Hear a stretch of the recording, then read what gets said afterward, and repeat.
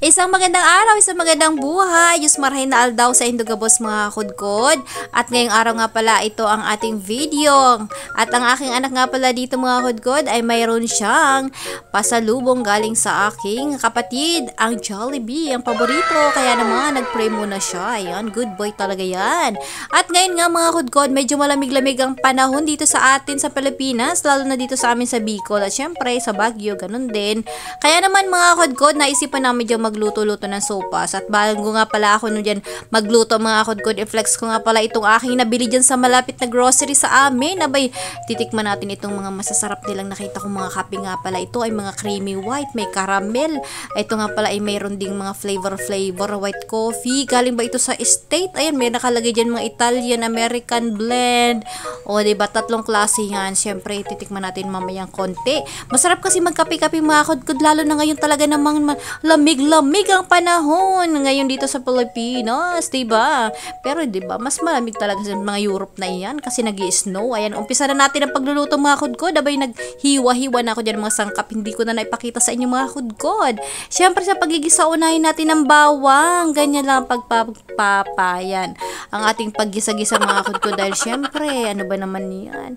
Alam nyo na yan, diba? Hindi ko na pwedeng isa-isahin yan. At siyempre, ayan naman ulit ang bawang na naman. At siyempre, nilagay na natin ng pangmalakasan nating mga sibuyas dyan. Alam ko dyan, mga mahilig sa mga mekos-mekos sa ating mga Indian na mga recipe at talaga namang bonggesyos ang kanilang mga sibuyas. Siyempre, dito sa atin, malang mga sibuyas. Ewan ko ba, dito nga pala sa Pilipinas, pag uwi natin, nakakalumbay talaga mga kudkod. Ang mga sangkap natin sa pagluluto, talagang kakarampot lang ang mga sangkap. Hindi katulad sa ibang bansa, bonggesyos talaga ang mga sangkap gaya ng sibuyas, bawang, luya. At syempre, madalian nga pala itong luto mga kudkod, hindi pinaghandaan kung ano-ano lang ang meron tayo. Argentina, okay na yan.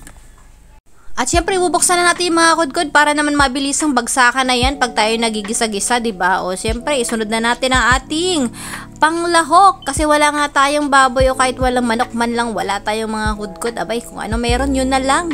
Okay na rin yan. Ang importante ay may lasa tayo sa mga niluluto-luto natin, diba? Basta may asin kung ano-ano dyan. Ayan, mekos-mekos na natin yung mga kudkod para naman talagang ma-distribute. Wow, ma-distribute. Nakikita ko rin sa mga nagva-vlog cooking show mga kudkod. Huwag tayong ano dyan.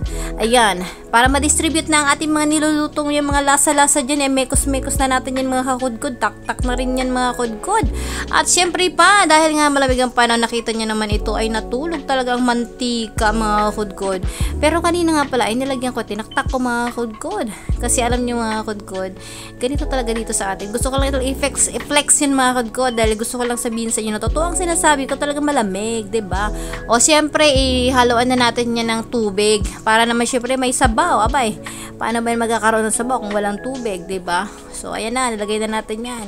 Mamaya na lang natin dagdagan mga kudkod pag kumulo na yan. O, dahil nga kumukulo-kulo na, lagyan na natin yung pangmalakasan nating noodles, yung ating macaroni, o yung elbow. Elbow ba yan? Basta yun na yung mga kudkod. Nakita ko nga pala yan dito sa grocery.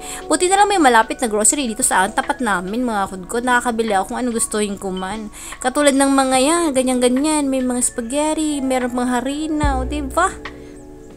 At dahil yan, kumukulo-kulo na talaga yan, pang malakas ang kulo na talaga yan. Ilagay na natin syempre ang gulay. Masarap kasi mga kudkod, maraming gulay. Dahil nga pala walang carrots, kaya itong sayote ang napagdiskitan ko mga kudkod. Abay, hindi naman sinabi sa akin ng hipag ko. Alam nyo ba, pagkatapos kong lutuin ito, sabi niya, abay, meron daw siyang carrots. O ano pa nga bang magagawa ko? Tapos na. O, okay lang yan mga kudkod. Ang importante, meron tayo mga gulay-gulay sa katawan. Abay, hindi pwedeng wala, no?